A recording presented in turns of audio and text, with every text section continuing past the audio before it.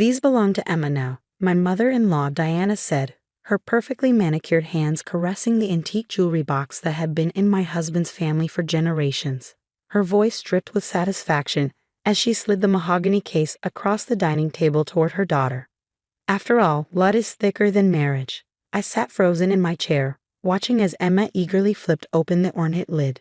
Inside gleamed the collection of family heirlooms that my late grandmother-in-law Martha had specifically entrusted to me before she passed. Delicate pearl earrings from the 1920s, an Art Deco sapphire necklace, vintage diamond bracelets, each piece carrying nearly a century of family history. But Martha gave those to Sarah. My husband James protested weakly from beside me. They were meant for her. Diana's perfectly lined lips curved into a cold smile. Your grandmother wasn't thinking clearly in her final days, dear. We all know these precious pieces should stay with true family. Emma is your sister. She'll keep them in the bloodline. I watched Emma slip on the pearl earrings, admiring herself in the box's tiny mirror. The same earrings Martha had lovingly fastened to my ears on my wedding day 5 years ago, telling me how she'd worn them at her own wedding in 1952. These look much better on me anyway, Emma smirked, tilting her head to make the pearls catch the light. A real Douglas woman. The words stung, but I kept my expression neutral. I'd learned early in my marriage that showing how deeply Diana and Emma's barbs hurt only encouraged them. Instead, I fingered the delicate gold locket around my neck, the last gift Martha had given me before she passed away 3 months ago. You're right, I said quietly, rising from the table. Thank you for taking such good care of them, Emma. Diana's triumphant smile faltered slightly at my calm acceptance. She'd clearly been hoping for tears or protests she could use to paint me as hysterical and grasping. I couldn't give her that satisfaction. Well, she sniffed, smoothing her expensive silk blouse, I'm glad you're finally seeing reason. Now about the summer house. That's enough, Mother, James cut in, his voice sharper than usual. The summer house belongs to Sarah and me. Grandma Martha's will was very clear about that. I squeezed his hand under the table, grateful for his support even though I wished he'd shown it earlier about the jewelry. But I understood. Years of his mother's manipulation had left deep grooves. We'll see about that, Diana muttered, but let the subject drop for now. I knew it was only temporary. Ever since Martha passed, Diana had been systematically working to strip away everything the kind old woman had left to me, claiming it all rightfully belonged to Emma instead. Later that night, as I got ready for bed, I caught James watching me with guilty eyes in the bathroom mirror. I'm so sorry about the jewelry, he said softly. I should have stood up to her more. It's just, you know how she gets. I did know. Diana had raised emotional manipulation to an art form over the years, wielding guilt and family obligation like perfectly honed weapons. Still, the jewelry hurt more than I wanted to admit. It's okay, I said, though we both knew it wasn't. They're just things. But they weren't just things, and we both knew that too. They were tangible links to Martha, the only member of James' family who had truly welcomed me with open arms. While Diana and Emma had spent the last 5 years trying to subtly exclude and undermine me, Martha had been my fierce defender and dearest friend. I touched the locket at my throat again, remembering the last time I'd seen her.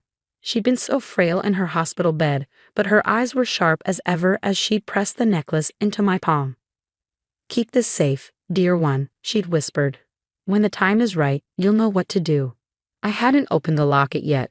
Something in Martha's tone that day had told me to wait, but after today's events, maybe it was finally time. As James slept beside me, I carefully unclasped the delicate chain and examined the antique gold heart. It took some careful maneuvering, but finally the tiny latch clicked open. Inside was a neatly folded slip of paper, Martha's elegant handwriting instantly recognizable. My hands trembled as I unfolded it under the soft glow of my bedside lamp. My dearest Sarah, if you're reading this, then I'm gone and Diana has likely begun her campaign to push you out of the family completely. I knew she would. I've watched her sharpen her knives for years. But what she doesn't know is that I've left you more than just jewelry and a summer house. There are papers in my old writing desk at the lake house. Papers that will make Diana think twice about trying to take what's rightfully yours. The key is inside this locket. You've been more of a granddaughter to me than Emma ever was. Stand your ground, dear one. The truth will set you free. All my love, Martha. Sure enough, tucked into the other side of the locket was a tiny brass key. I held it up to the light, my mind racing. What secrets had Martha been keeping all these years? And how would they change everything? I carefully refolded the letter and returned it to the locket, my heart pounding with equal parts anticipation and anxiety. Tomorrow, I decided I would drive out to the lake house. Whatever was in that desk, Martha had clearly meant for me to find it when I needed it most. And after today's power play with the family jewels, I definitely needed it now. The drive to Martha's lake house took just over 2 hours, each mile heightening my anticipation. I hadn't told James about the letter or where I was going, not because I didn't trust him, but because I knew his mother would somehow extract the information from him. Years of Diana's interrogations had left him with paper-thin defenses against her questioning. The house looked exactly as it had 3 months ago, when we'd last visited Martha here. The whitewashed porch still held her favorite rocking chair, and her prized roses still bloomed in neat beds along a walkway. Only the slightly overgrown grass hinted at her absence. Inside, everything remained untouched. Diana hadn't yet managed to get her hands on this place, though not for lack of trying. The antique writing desk stood in its usual spot by the bay window, morning sunlight streaming across its polished surface. My hands shook slightly as I fit the tiny key from the locket into the desk's central drawer. It turned with a satisfying click. Inside, beneath a stack of Martha's personal letterhead, lay a large manila envelope. For Sarah. Open when needed was written across the front in her distinctive script. I settled into Martha's old leather chair and carefully opened the envelope. Several documents slid out, along with a handwritten letter dated just 6 months ago. Dearest Sarah, if you're reading this, then Diana has finally shown her true colors. I've watched her machinations for years, the way she's tried to undermine your marriage, how she's promoted Emma as the real daughter James should have married instead. It's time you knew the truth about Diana and why she's always felt so threatened by you. You see, Diana isn't James' biological mother. I found out shortly after she married my son Thomas. A nurse from the hospital where James was born recognized Diana, had a charity event, and pulled me aside. She remembered the strange circumstances, how Diana had claimed to have given birth while my son was away on business, but had actually arranged a private adoption and passed the baby off as her own. I confronted her with this information, and she broke down and confessed everything. She'd been unable to conceive and was terrified Thomas would leave her, so she made a desperate choice. Thomas never knew. I agreed to keep Diana's secret as long as she proved to be a good mother to James, and for many years she was. But I've watched her growing bitterness and obsession with making Emma the perfect child, and I fear what she might do once I'm gone. In this envelope, you'll find copies of the original adoption papers, my signed affidavit about Diana's confession, and the nurse's sworn statement. I've kept them safe all these years as insurance against Diana's worst impulses. Use them wisely. Remember, this information may hurt James deeply. Share it only if absolutely necessary. Sometimes the threat of exposure is more powerful than exposure itself. All my love. Martha. I sat back stunned. The other papers confirmed everything. Official documents showing James' adoption, statements from hospital staff, even old photographs showing Diana without any signs of pregnancy just weeks before James' supposed birth. This explained so much. Diana's obsession with bloodlines, her overwhelming favoritism toward Emma, her desperate need to prove Emma was the only real Douglas. She'd spent decades building her identity around being the Douglas family matriarch, and she saw me as a threat to that carefully constructed facade. My phone buzzed, making me jump. A text from Emma. The sapphire necklace looks amazing with my new dress. So glad these precious family pieces are finally with their rightful owner. A photo followed. Emma wearing Martha's beloved necklace, Diana beaming beside her. The casual cruelty of it made my blood boil. I started to type an angry response, then stopped. Martha hadn't given me this information for petty revenge. She'd given me protection, a way to stand my ground without stooping to their level. Instead, I texted back, "You both look lovely. By the way, I'm at the lake house going through some of Martha's old papers. She left such interesting documents. Would you like to meet for coffee tomorrow to discuss them?" The response was almost immediate. What documents? I smiled, tucking Martha's letter safely away. Oh, just some old family history. Very enlightening. I'm sure your mother would find them fascinating. There was a long pause before Emma replied, "I'll ask Mom when she wants to meet." I knew Diana would be calling any minute, probably in a panic, but for the first time in 5 years, I felt ready to face her. Martha had given me more than just evidence. She'd given me understanding. Diana wasn't the powerful matriarch she pretended to be. She was a frightened woman who had spent decades building walls to protect her secrets. And now I held the key to those walls. The desk phone rang, its shrill tone cutting through my thoughts. Diana's number flashed on the caller ID. I took a deep breath, channeling Martha's quiet strength, and picked up the receiver. Time to change the rules of this game. What exactly did you find? Diana's voice was tight with barely controlled panic. Perhaps we should discuss this in person, I replied calmly. The lake house seems appropriate, don't you think? Martha's favorite place. The line went quiet except for Diana's rapid breathing. Finally, she spoke.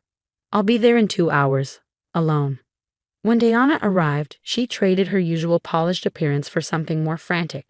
Her designer blouse was buttoned incorrectly, and her carefully styled hair showed signs of anxious fingers running through it. I met her on the porch, where Martha and I had shared so many afternoon teas. Would you like to sit? I gestured to the rocking chairs. Don't play games with me, Diana snapped. What did you find?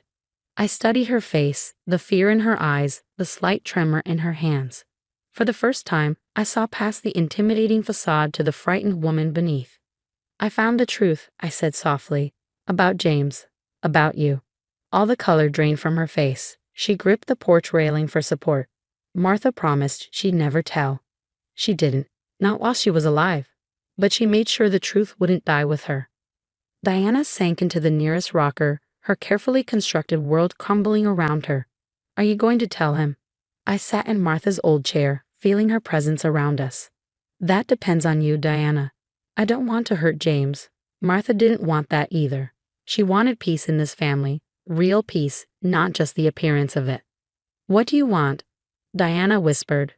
I want what Martha wanted, to be accepted as part of this family. No more schemes, no more trying to push me out or elevate Emma above me.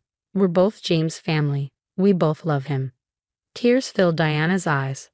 I was so afraid, she admitted. When I couldn't have children, Thomas wanted them so badly. The adoption seemed like the only way. Then when I finally had Emma, I thought I had to prove that you were a real mother. I finished gently. Diana, you've been James' mother his entire life. Nothing changes that. But trying to erase me from the family won't make your position more secure. It only causes pain. She wiped her eyes, looking lost.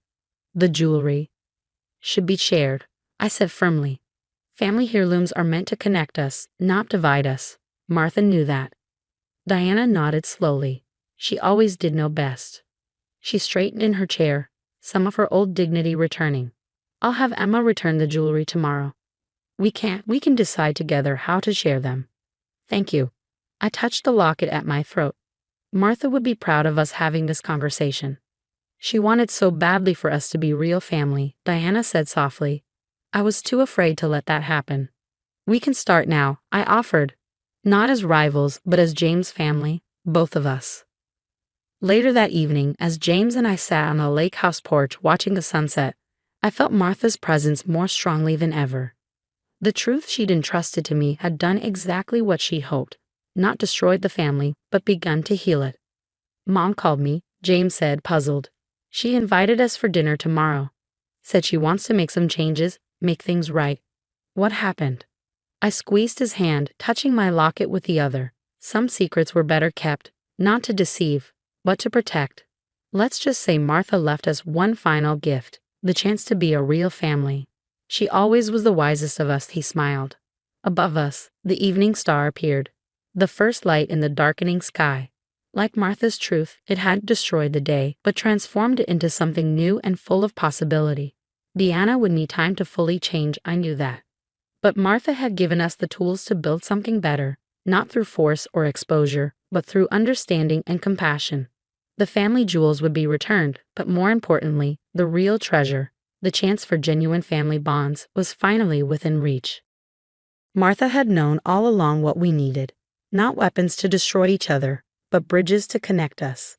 In the end, her greatest heirloom wasn't the jewelry or even the truth she preserved. It was the chance for grace, for change, for healing. And that was worth more than all the family jewels in the world.